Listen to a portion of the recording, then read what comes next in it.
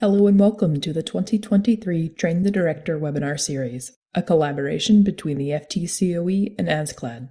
Our third webinar of the four-part series is Triaging Cases, Case Management and All That Means. Our presenters today are Jeremy Triplett, Director of the Kentucky State Police Central Forensic Laboratory, and Chris Krug, Quality Assurance Manager with the Johnson County Sheriff's Office Criminalistics Laboratory. Without further delay, here are Jeremy and Chris. Thank you, Natalie. Welcome to the webinar Triaging Cases and Case Management Policies. Before I get started, I just want to say thank you to the Forensic Technology Center of Excellence and to the American Society of Crime Laboratory Directors for inviting me to speak today. I always find these webinars valuable as an audience member, and I hope that we can continue to add value to this series for you today. Today we're going to talk about triaging cases and case management policies. But just to begin, a quick background on me. My name is Jeremy Triplett, and I'm currently the Laboratory Director of the Kentucky State Police Central Forensic Laboratory in Frankfort, Kentucky. Prior to assuming that role, I worked for 17 years in the seized drugs section. 11 of those years I served as technical leader in charge of policy and procedures in seized drugs analysis, and I also spent 9 of those years as supervisor of the section. So here are the topics we're going to cover briefly today. We're going to talk about why we would care at all about case management policies. And then I'm going to spend some time talking about some case management policies and their effects at KSP. Some of those effects were intended, some of those effects were unintended. And we're going to talk about sort of the journey we took, especially in seized drugs, about some particular case management changes that we made. And then I'm going to wrap up my section with some lessons learned and offer some best practices from our look at case management at KSP. So let's go ahead and jump in. The reasons for case management probably come as no real surprise to most employees of a forensic laboratory. And I don't think anyone would be shocked to hear that case management is a huge challenge in the day-to-day operations. For example, how many times have you heard a colleague or even an employee say, friend or boss, I've just got more work to do than I possibly have time to do it? Probably all the time, right? It sounds pretty familiar. It's so common that it's just sort of ingrained in what we think of as day-to-day operations in the lab. What it really boils down to, the essential issue here is that forensic laboratories suffer from a fundamental economic problem. And there's a really great article by Max Houck and Paul Speaker. It's a 10-year retrospective analysis of the Project Foresight. And I highly encourage you to check out Project Foresight. It's got some great information, and I'll mention it a little bit later about how we use it here. But in the article, Max and Paul talk about essentially forensic science suffers from an economic problem, and that is that we have limited resources but unlimited demand. And that makes sense. I think people that have worked in forensic science recognize that. We have a limited number of staff, we have a limited budget, we have a limited number of instruments, but all of that is dwarfed by what's a seemingly unlimited demand of cases and test requests and analyses to perform. That demand is only increased by the fact that many of the labs in the United States essentially are funded by public dollars and charge no fees. Some of our laboratories have fees that they recoup some costs through some sort of court fees, and indeed some laboratories are fee for service. But many labs essentially are funded directly by public funds from a legislature or government or federal grant awards. And so when there is no cost to those that are submitting evidence, it's essentially like an all-you-can-eat buffet. And they just asked for everything under the sun because it doesn't cost anything. And so that drives demand for services.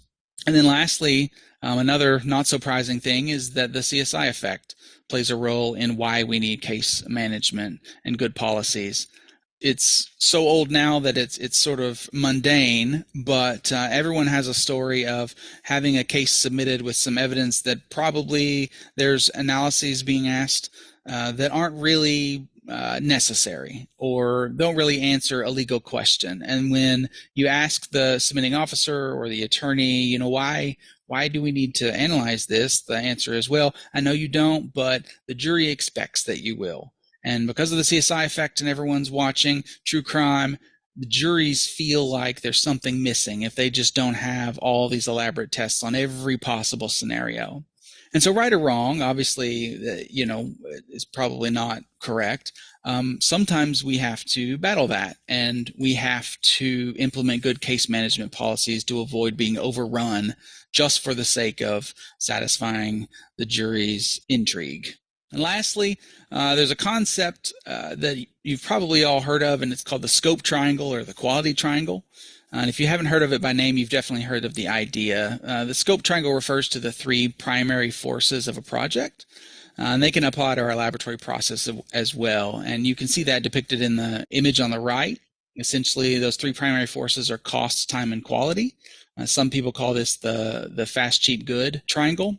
And while there's some debate on whether it's a hard and fast rule that you can only choose two, some say having all three is like owning a unicorn. You may want to, but you just can't. The point is that all three domains exist in tension with one another, and hyper-focus on one domain will typically have a negative effect on the other. And what we know is that of those three domains, we hold high regard for quality, and so we're not going to sacrifice on quality no matter what. So quality is sort of a fixed entity at the top of the chain. We also know that costs are often fixed. We have a specified budget, and we can't really overspend. So what that leaves is we have to do some serious work on how we manage the time to avoid severe negative consequences because we will not compromise on quality and have no ability to compromise on time. So all of those are reasons why we should implement good case management policies. So what does case management look like at the Kentucky State Police, and what lessons have we learned over the last few years? Well, one area we have significant expertise with case management policies is in seized drugs. A brief disclosure, I don't have all the answers or the silver bullet to this. This is a complicated topic, and it involves production capability, communication, and sometimes even politics. So everyone's unique environment has to be considered when you're implementing a case management policy, especially if they're big changes. And it involves all that stuff. It involves the day-to-day operations, very simple things like processes that you can change, but it also involves kind of soft skills like communication and selling your ideas to stakeholders. So at KSP, we may not have it perfect, but we're always reviewing and revising our policies. Being willing to listen to the customer and the analysts to adapt wherever we can. So let me take you back just a year or two, circa 2004, and I'll use that word because it feels like a lifetime ago. At that time, when I came off training and was officially cut loose and finished my mock trial in seized drug analysis, I was given about 400 cases. And that was pretty typical for a new person coming online. About 400 cases, they were usually about 8 to 10 months old because that was our average turnaround. And, we weren't given the easy ones either. It was like we were given the cases that analysts had sat on for months because they just knew you were about to be cut loose and you were a great person to receive that one. So that's how we welcomed people to our family back in the day. It was not a fun time. Prosecutors were mad. Everyone was mad. There was a feeling of overwhelming stress for the analysts. No matter how many cases you completed in a week, you would get just as many the next week. That top number of how many cases you had pending would never really make any measurable improvement. We would have constant phone calls. We would constantly be reshuffling the priority cases to meet court orders that were faxed in. It just felt like we'd never get out from under the mountain. And our stakeholders would never be happy. So we implemented a program we called FAST because all cool programs are an acronym. FAST stands for Fast Analysis Through Selective Testing. And we basically created a triage program that we coupled with temporary outsourcing. So we outsourced a good portion of existing cases and then implemented this program for new cases as they came in the door. And the FAST program looked like this. We would analyze one single item of the highest scheduled drug, and the tiebreaker, of course, went to weight. So if you had multiple items of the same type of drug, the heaviest one is the one we would test. Or if it was not a weight-related drug, if it was a count like tablets or dosage units, it would be the one with the highest count. There were a few caveats. If it involved a drug that had a legal weight threshold, so the charge was determined on what the weight of the substance was, we would test enough items to surpass that highest threshold. We implemented the policy where we would not analyze syringes unless they were the only item in the case, and syringes also required a letter from the prosecutor for each case. Methamphetamine labs were excluded back in that day. We did have a lot of methamphetamine labs in Kentucky. We do not anymore. And federal cases, or at least cases known to be going federal, were also generally excluded from FAST. We did agree up front to go back and we would reanalyze all the items upon specific request if a jury trial date was established. But in all honesty, this rarely happened. It happened some, but not a lot.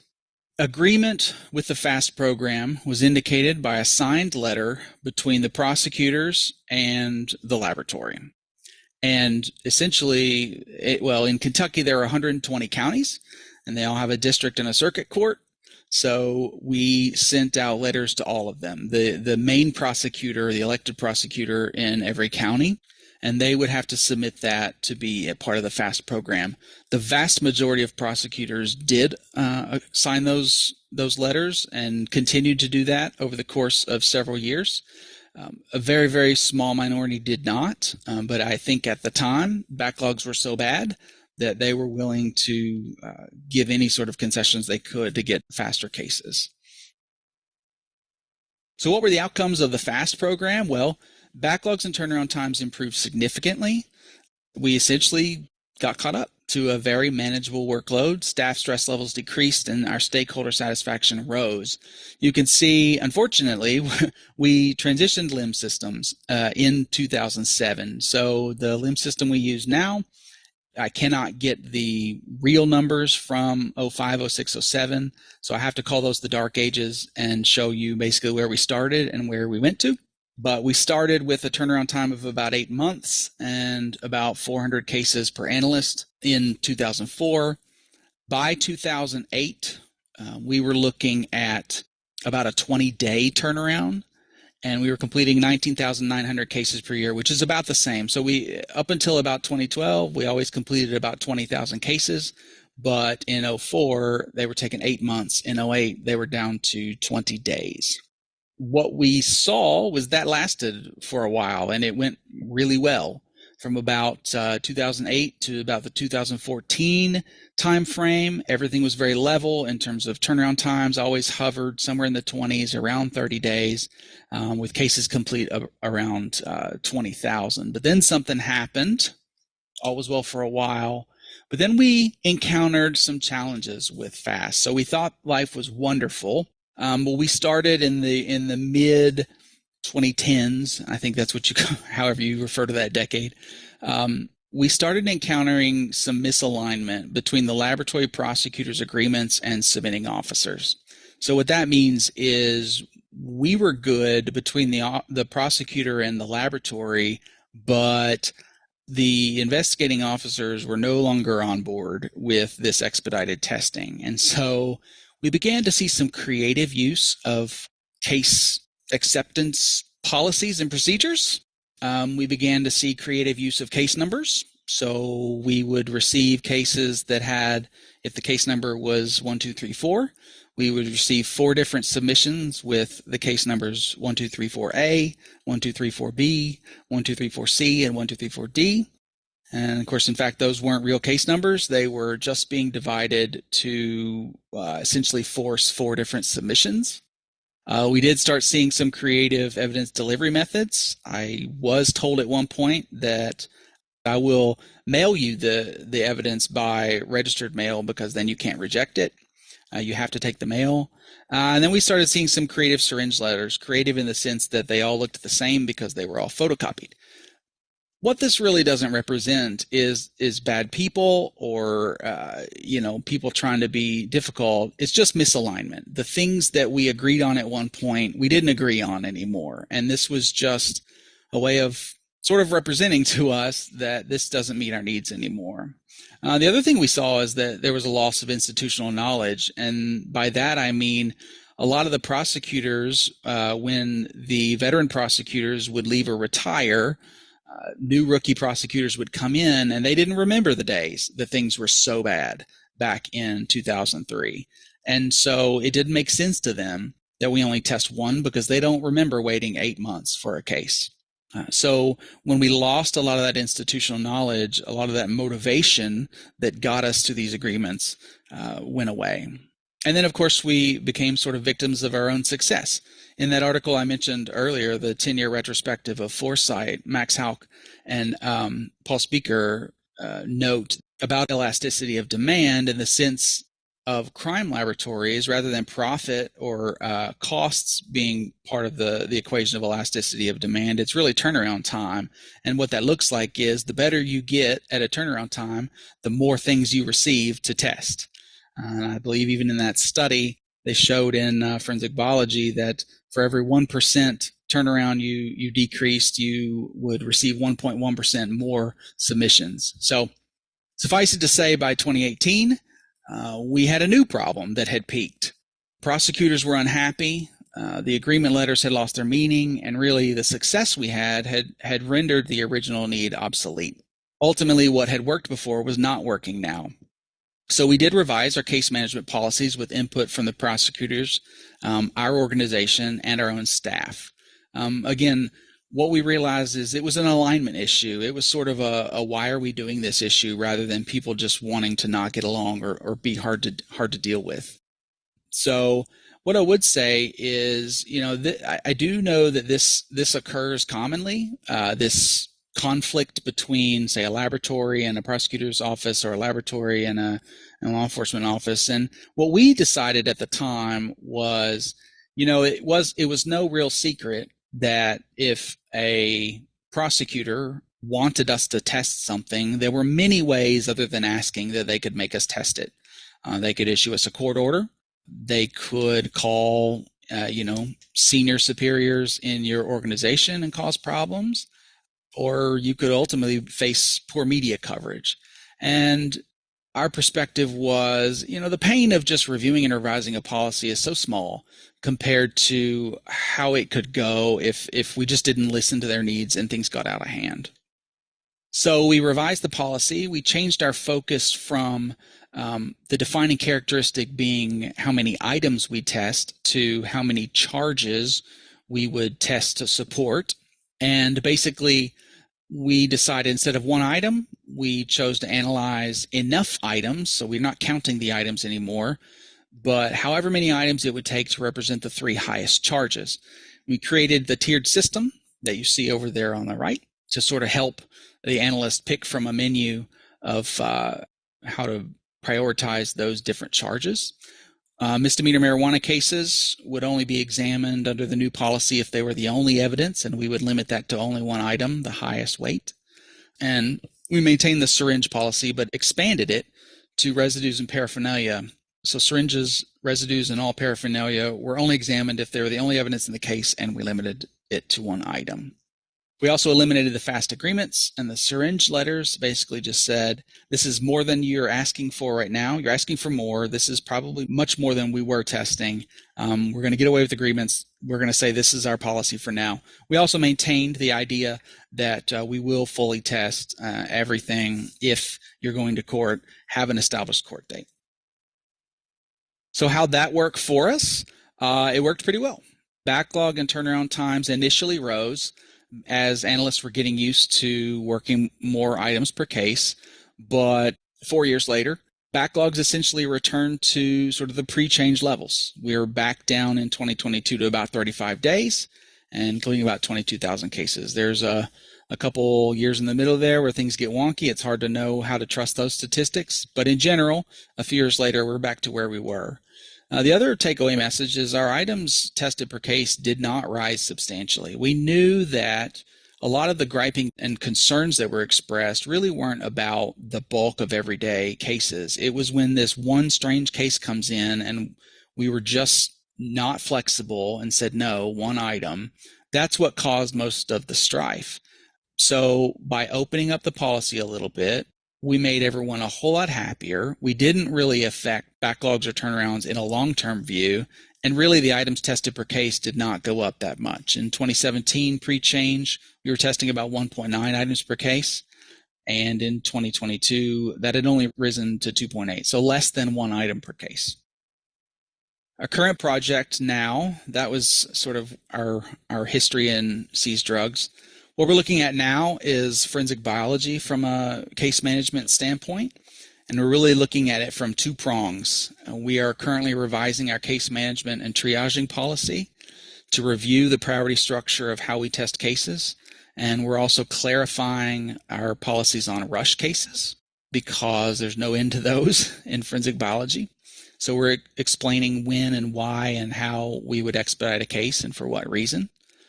And then we're also in another vein looking at implementing sort of ready-to-go procedures. So in doing a lot of analysis, what we realize is much of our wait time is because an analyst went to test something and it wasn't ready to go. We're lacking some information or a standard or something. There was just something not present that we needed.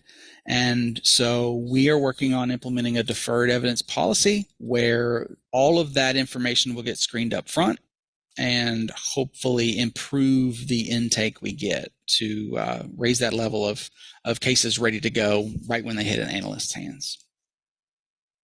So that was a quick tour in my time that I have allotted through lessons and best practices that we learned. I would add that just in summary, we found that three things are important when you're looking at your case management policies.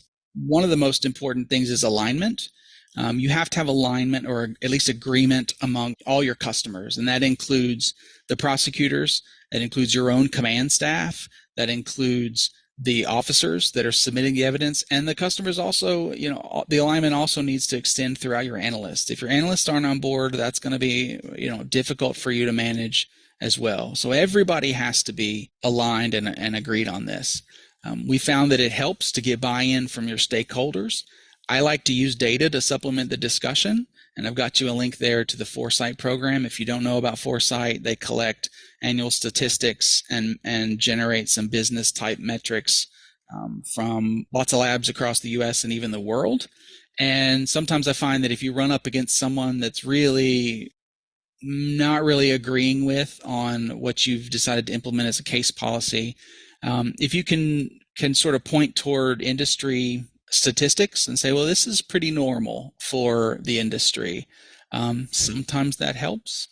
Also helps if you make sure that yours are aligned with that. I would suggest you always offer rework if necessary, but the goal here is to strike the right balance to minimize that, right? We don't want to have a policy so loose that everything gets reworked. We want to find what's that magic number of things we're going to test to minimize the amount of rework, but maximize the amount of first pass success. And then, of course, I would always suggest that you review periodically with the stakeholders. That's meetings with them. That way you go over how things have changed, how they're doing, whether you're still meeting their needs. And it also maintains that historical knowledge so that you don't lose that motivation or perspective like we did early on in the drug section at KSP. And lastly, communication is important. Messaging is important. It's a quick little tip. The words you use are important. We use case management policies rather than case acceptance policies because case acceptance sort of insinuates we're going to have a case not acceptance. Case management is a little more softer. Sounds like we're a little more agreeable. And then something I learned from a great lab director, Tim Cooper-Schmidt at New York OCME, is they use the words deferred when they receive evidence that's not ready to go. They defer it rather than rejecting it. Rejecting sometimes just starts things off in a bad way, right? I'm rejecting this or I'm sending this back. Everyone already goes on the defensive. But if you can express that you're deferring it, just waiting on some things to be shored up, that can get you to agreement a little bit better. Lastly, we found some good success. Sometimes just the best communication can happen from a sworn personnel to a sworn personnel. And so we have sworn personnel within our laboratory system. And sometimes it just helps just so that everyone's talking apples to apples to speak with one of your sworn staff members and say, hey, could you help me explain why we do this? And sometimes that itself, whether you like it, whether you don't, good or bad, it's helpful to meet the goal of reaching consensus and understanding. That was a quick dive through case management policies at KSP. Thanks for listening. There's my email. You're always welcome to email me if you have questions or feedback. So now I'm going to turn it over to Chris Krug for the next section of the presentation. Good afternoon. My name is Chris Krug. I'm the Quality Assurance Manager at the Johnson County Sheriff's Office Crime Lab here in Olathe, Kansas. I have about 20 years experience in forensic science. With my analytical background was in drug chemistry. I've been the Quality Assurance Manager here at the Johnson County Sheriff's Office Crime Lab for almost 15 years now. Just a bit of demographics about us. The Johnson County Sheriff's Office serves Johnson County, Kansas, which is the southwestern quadrant, so to speak, of the KC metro area. We have about 600,000 people or so, and we serve more than 20 different law enforcement agencies in our region, as well as some of the surrounding counties occasionally. Thanks very much to Jeremy for giving us a strong foundation of why case management is important to forensic laboratories. And we got a really good description of how laboratories can begin to take a stab at that apple through policies and process changes. And my hope is through the next 20 minutes or so that I can give you a case study on how you can attempt to address that same issue through a full-time position. Of course, FTEs are always hard to come by for our laboratories, and we often direct those towards bench level needs as we feel like those are most important, and oftentimes they are. However, my hope is that after my part of the presentation today, you'll consider the potential benefits to dedicating one of those valuable FTEs toward a case management position, dedicated case management position, and even in a small laboratory. So first of all, just a bit of history.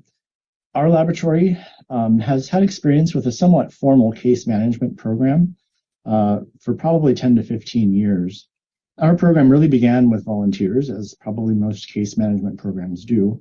And we allowed these volunteers to essentially step into what we call the case coordinator role.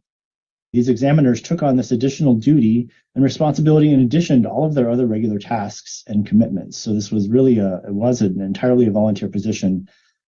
As we engaged our customers with this new resource, we began to realize that our case management program could be even more effective if we had an actual position of case manager who could not only spearhead these efforts and perform case management in many cases, but we also realized that a single case manager was never going to be sufficient for us. So we wanted them to provide leadership to our case coordinator group.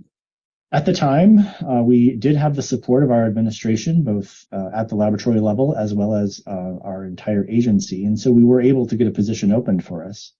We drafted a position for that, and we were able to select internally, which is always convenient and much quicker than having to go outside.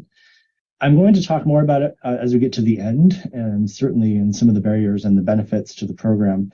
But at the time, the best that we could do was to make the position equivalent to our highest forensic scientist level without any supervisor responsibility. And again, we'll talk a little bit about how that hampered us in some ways in not allowing that position to have more authority. So what I'm going to do today primarily is to walk through our existing laboratory case manager job description. And of course, we start with the intended purpose of the job description. And I'll just read this briefly to you: to provide a holistic approach to laboratory involvement in a criminal investigation and enhance communication both internally and between the laboratory and its customers by providing feedback relating to prioritization and coordination of analysis. And secondly, to increase and maintain objectivity and reliability of forensic laboratory analysis by mitigating potential sources of bias and miscommunication. That second point there was actually one of the more crucial elements that we really wanted to include in this position. If everyone will recall, it's been 10 years or so, maybe a little bit less, when really this concept of bias really began to, it's been around forever, of course, but it really, I think, began to come to the forefront of concerns in forensic laboratories in that time. And so we recognized the potential for this person to act as that intermediary between our customers and all of the investigative information that they are routinely giving us, and our examiners who didn't always need that information and were potentially being exposed to it every day. So now I want to walk through the different groups or buckets of essential duties that we defined within this job description. The first one I would categorize as really being customer-focused duties. So these are ones related to their interaction with us. So of course, managing cases from crime scene or submission through analysis and trial. So this is really a single person who would be able to be that shepherd, so to speak, of evidence or a particular case from start to finish and really have that continuity for our customers. We envisioned the case manager as being a liaison with customers. And this liaison role is one of the most important benefits that I will mention multiple times throughout my part of the presentation today. We wanted them to be able to track investigative decisions and communicate that to the laboratory, charging decisions from the court actions, subpoenas, continuances, those kinds of things. All of that being able to use to manage our laboratory work appropriately. I know it is not an uncommon scenario whereby we complete a report and send it off and you just discover that perhaps the case has already been adjudicated and that work was essentially going to go nowhere, and that can be very frustrating. We wanted the case manager to provide consistent and clear communication and feedback to customers. So again, this idea of a single point of contact that a customer could know there's always a single person that I can reach out to regardless of my case. They're going to be able to tell me what the status of my case is. They're going to be able to take my feedback about that. They're going to be able to assist me in modifying my analysis requests if that's necessary. And finally, we really wanted this laboratory case manager to think about an educational role, especially during crime scenes and high-profile investigations. It's very frequent that the initial thought is just to sort of throw everything at it and analyze everything, whereas the case manager could really begin to help direct and refine those requests to ones that are really going to be most probative or possible with the knowledge that they could have related to the investigation. And then on the back end of things, as those reports start coming out, they could begin to help translate to those customers what the meaning of those reports are and help further refine examination requests. The next topic area of duties I categorize as sort of revolving around the flow of laboratory evidence internally and information internally. So we wanted the laboratory case manager to evaluate incoming analysis requests and work with stakeholders outside, and then all of the internal stakeholders, the supervisors and the technical leaders, collaboratively to be that intermediary to determine the best path for evidence flow. We wanted them to aid in prioritizing and updating examination requests based on the status and needs of the investigating agency. I talked about this really in the last slide about the customer side, but now we start thinking more specifically about the internal side and managing those exam requests directly in LIMS, having the authority and the ability to go into an examination request and modify it, or perhaps even return it unworked and cancel it, or perhaps increase the priority and make it be worked more quickly. Streamline sequential processing of evidence when necessary. Any laboratory that's got multiple disciplines understands the challenges of getting evidence worked through multiple disciplines, particularly in high-profile cases where there is some urgency. So the case manager was able to shepherd that evidence again and coordinate with the different disciplines. And finally, again, serving as this single point of contact to regulate the flow of investigative information. So again, the last slide, we focused more on the point of contact externally, but they're that single point of contact internally as well. So now instead of a biologist needing to figure out which crime scene analyst responded to the scene, that biologist knows that they can just go directly to the case manager. Similarly, the crime scene analyst, without having to look up in LIMS and see who's doing the biology request and who's doing the latent print request, can funnel all of that through the case manager. And ultimately, again, being that filter, providing examiners the necessary information they need to perform their analyses in an effective and efficient way, but mitigating extraneous information that may be biasing. The next bucket of duties is focused on laboratory administrative kinds of things. How much time do our laboratories, do our analysts and supervisors and technical leaders spend on case research, on evidence research, reading police reports, making phone calls, sending emails? The case manager was able to be that intermediary and do all of that work for them, so that when an analyst identifies an assignment that needs to be worked, they know with confidence that they can just pull that evidence and work it. And it is in all expectation required and still needed to be done. Of course, we did want them to aid in monitoring the caseload of case coordinators and managing, so to speak, the work of the case coordinators and assigning new cases as necessary. Certainly, a single person was never going to be able to perform all of the case management that would be required. Along with this, we envisioned that the case manager would be able to provide feedback to the supervisors of the case coordinators as required for performance management.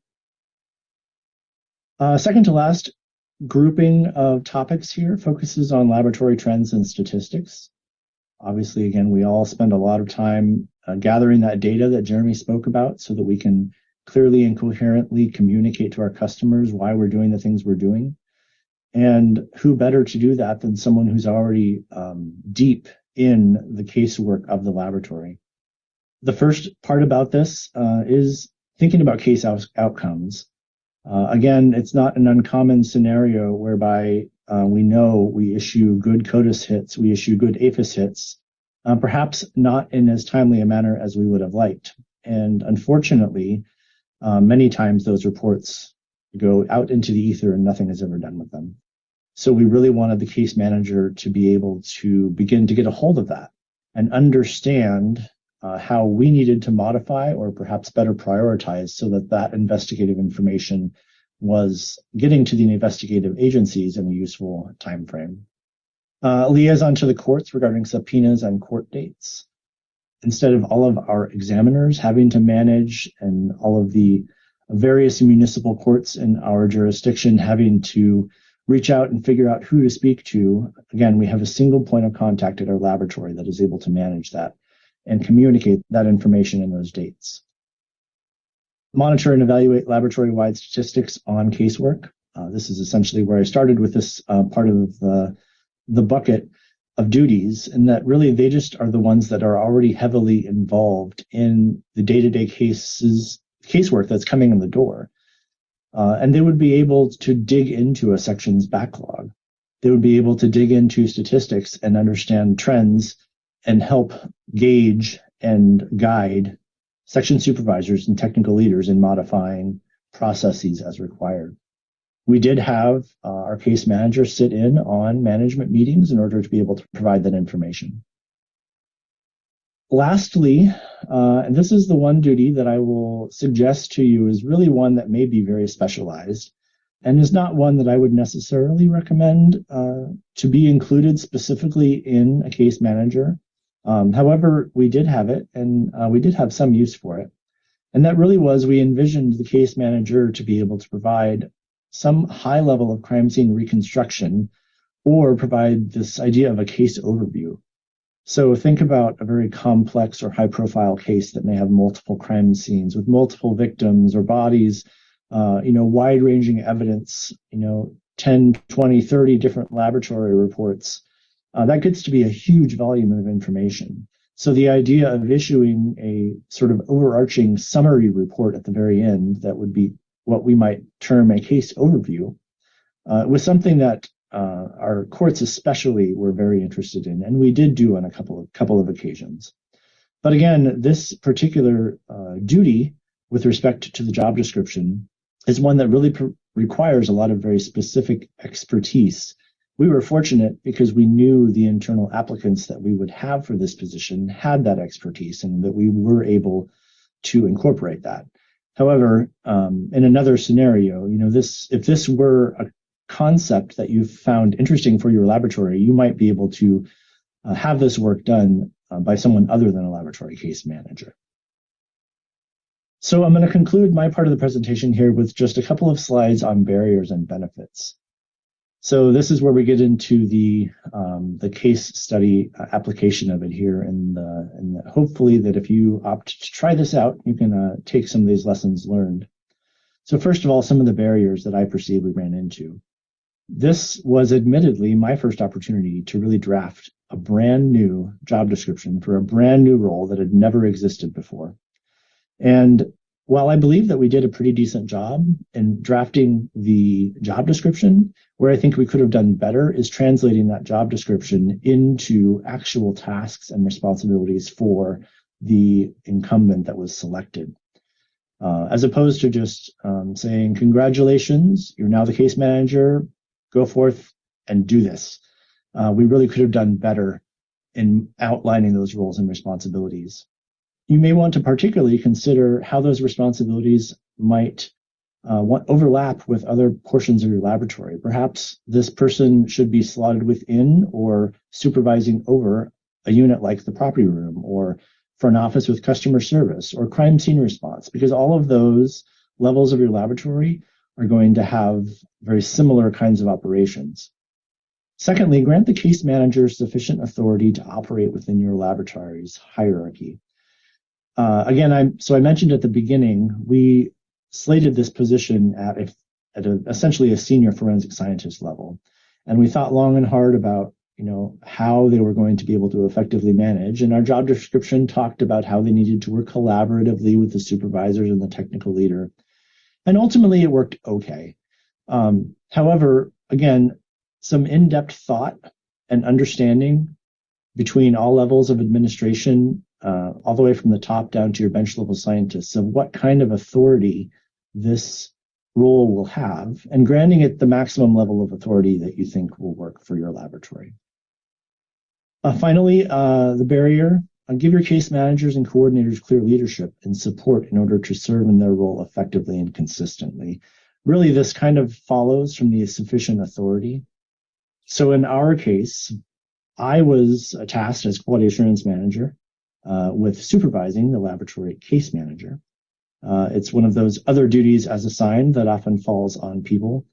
And I will be the first one to admit that my ability to provide consistent leadership across that and all of the other things that I was responsible for was lacking. So making sure that you really think through the totality of this program and what you want it to do, and providing it the appropriate resources is super important. Benefits. The one primary benefit that I would particularly highlight is that our customers really liked having a case manager. And this is probably not a shocking revelation, in that, our customers loved having a single person that they developed a relationship with. Our investigators, our detectives, they knew the case manager. They could call them up, and immediately they knew they could get the information they wanted. They could communicate the information they needed. Our case manager was able to develop those relationships with those customers. And that really began to pay dividends for us in the ways that we could communicate and work with all of our customer agencies. So this idea of a single point of contact is really a huge benefit to a full-time position in this role. Freeing up examiner time spent researching case and trial status. Again, let's think about how much time our analysts currently spend doing this administrative kind of work. I think we could all agree that time is probably better spent doing the actual analysis. So being able to assign those more administrative tasks to a person who has the expertise and the knowledge and the time and the authority to do it was really beneficial. And finally, having someone monitoring the pulse of submissions, whether in a very detailed way or at a higher level, really allowed us to begin to get a hold of submission trends early and potentially correct issues before they became major problems. And when we did have a trend or an issue, because of those relationships that we had developed, that person in that role was able to really effectively reach out and communicate with those agencies and our customers and affect some change. So with all of that, that is one example of a laboratory case manager. I do know that there are many labs out there that have these roles and similar roles. So we are certainly by no means a pioneer in this case.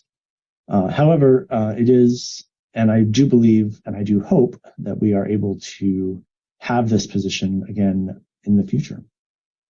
With that, I'm going to thank you very much for your time. Thanks again to AskCloud for reaching out to Jeremy and I and allowing us to give this presentation, and to RTI for giving us the platform to share this information. And with that, Jeremy and I are happy to answer any questions that you may have. Thank you very much.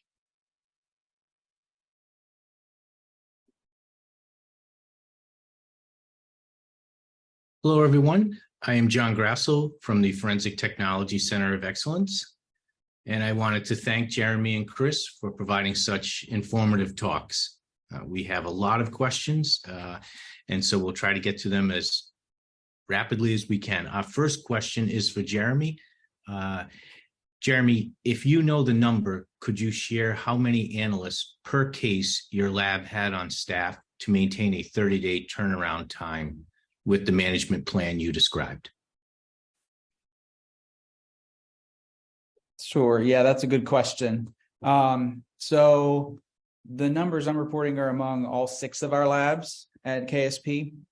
And among the 6 labs, we routinely have about 28 to 30 full-time equivalents on a given year, depending on whether we have vacancies, depending on whether someone's in training. We do have some staff that are kind of half FTEs for drugs purposes. They're not part-time employees, but they do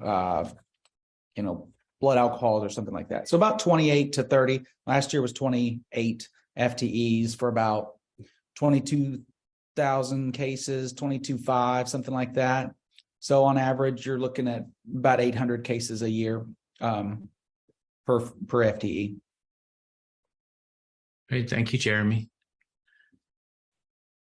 Chris, if you could answer a question I'm sure many of the viewers had.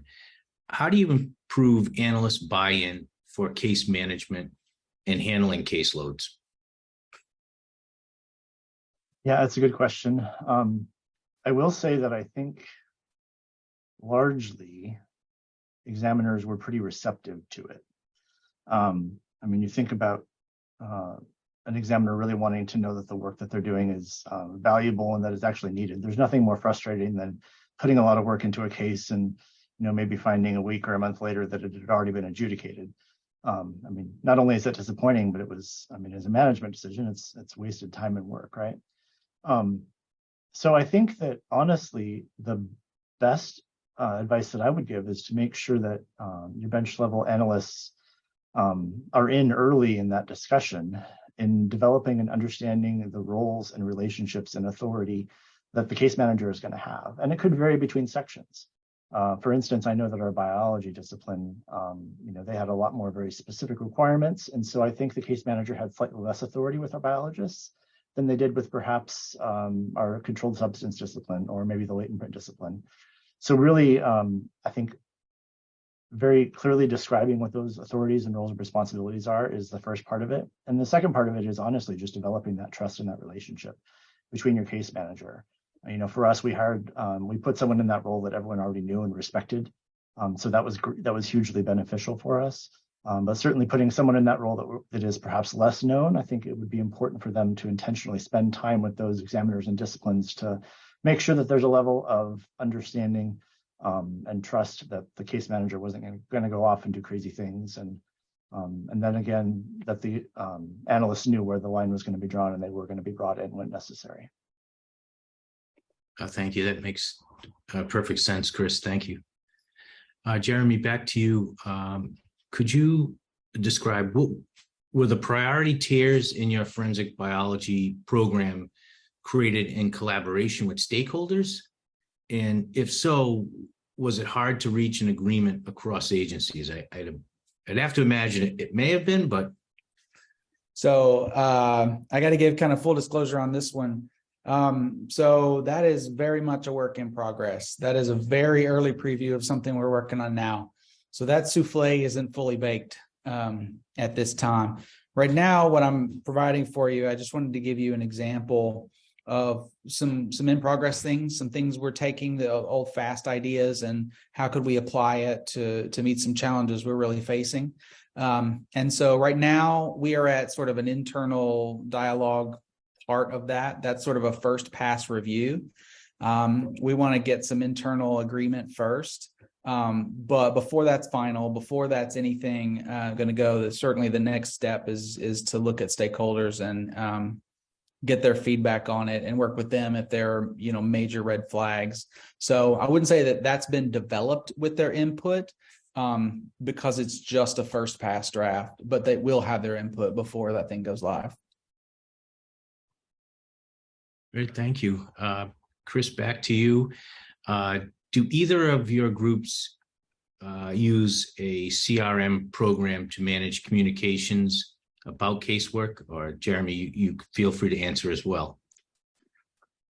So certainly for us, we use the BEAST system, the Porterly BEAST lens. So all of our case-related discussions and communications are managed through that singular portal. So everything's in the same location. So that would be what we would use.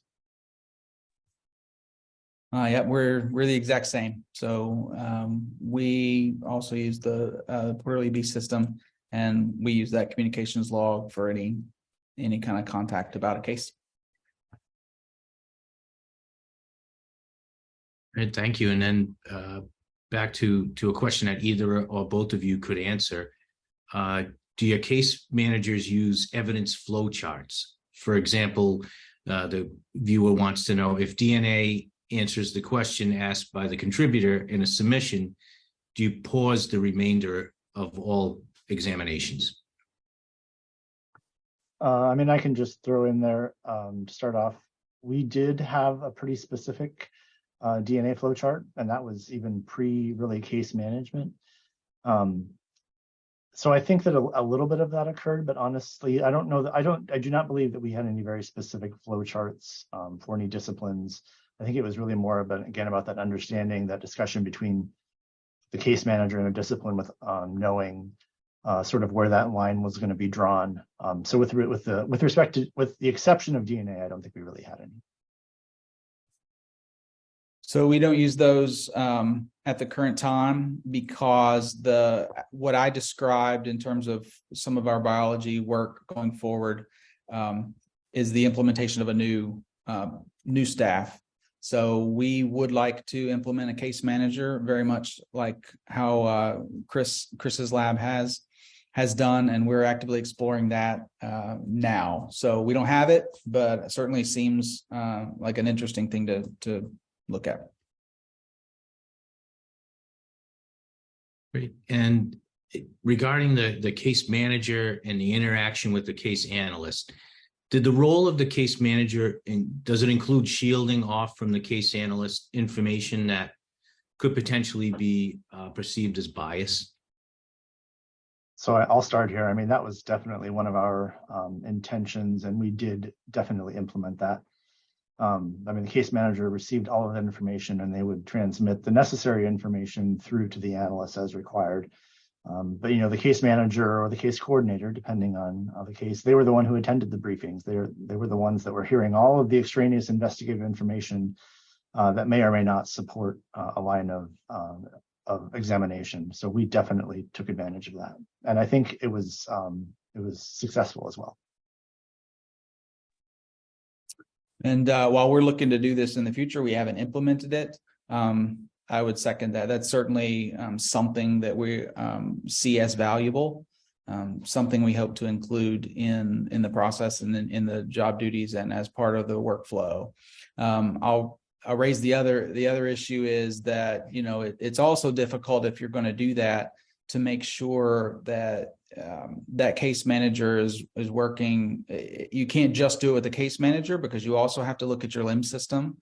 It's one thing to shield information that's readily viewable, not even in terms of in a nefarious way, but just accidental when you open up a LIMS system and you go to work a case and there it all is. So I do think it's a two-part thing when you're trying to tackle issues like that.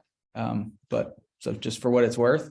But yes, that is something we see as valuable as implementing also for this case manager position. Great, thank you. And on to every lab manager's favorite topic of backlogs.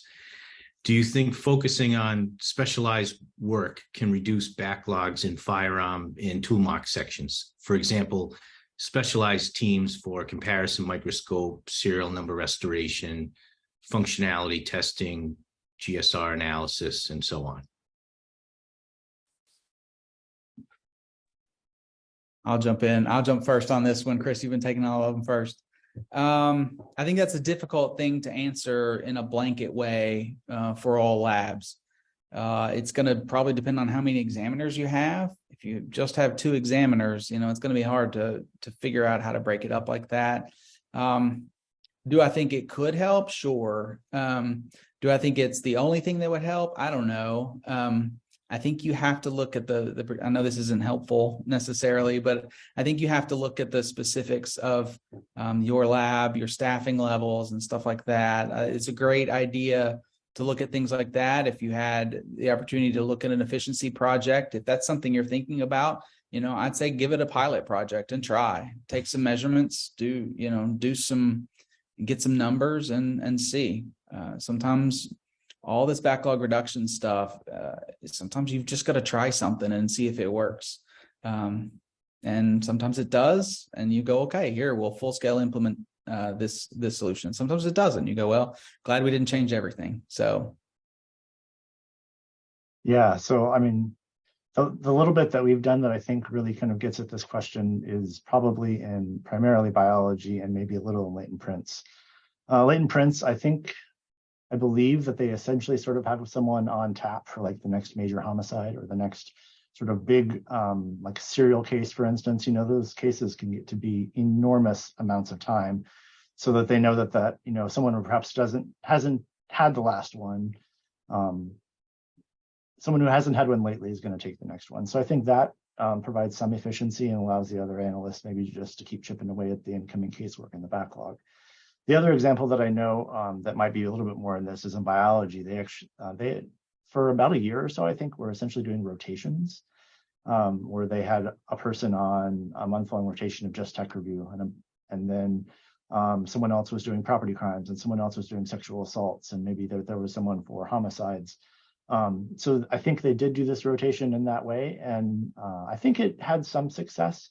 I do believe that they have since gone back to a more of a share the workload. So I think ultimately they must have found not on balance a benefit to that. But it's certainly, as I would reiterate what Jeremy said, I mean, it's going to be hugely dependent on your laboratory. So give it a try. Yeah. Well, thank you. And then in regards to who is reviewing the bio upfront for the deferred evidence policy? Is that a newly created position? It is, yeah. So what we anticipate in this plan is that we will hire a case manager. We're in the process of that, and they will be the person that does that review.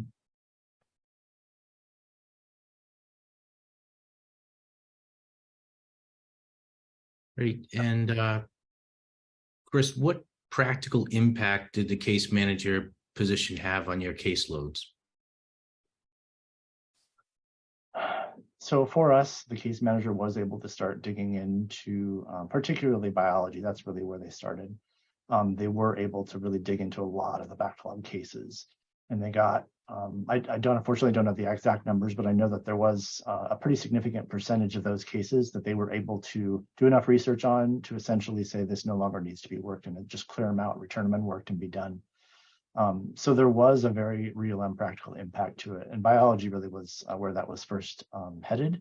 And I think if we had been able to maintain that position, we would have extended that into other disciplines as well.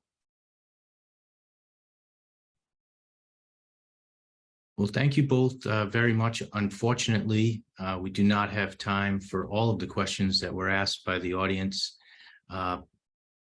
Please feel free to reach out to the presenters for additional information. Both Jeremy and Chris's contact information will reappear in the final slides. And thank you all very much for attending again.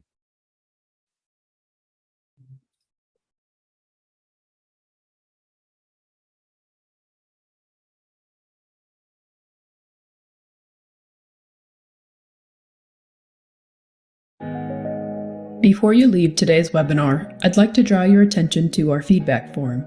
It takes less than 5 minutes to complete and can be accessed via the checkbox icon directly above the chat. Your honest feedback is invaluable as we continually search for ways to improve and provide the best experience possible. Lastly, across the top of the live stream window are links to our social media profiles, including Twitter, LinkedIn, and Facebook. There is also a link to the FTCOE website, the Just Science podcast, and the FTCOE newsletter registration. Like, follow, or subscribe to stay up to date with everything the FTCOE is doing in support of the forensic community. Thank you again for attending, and we hope everyone has a great day.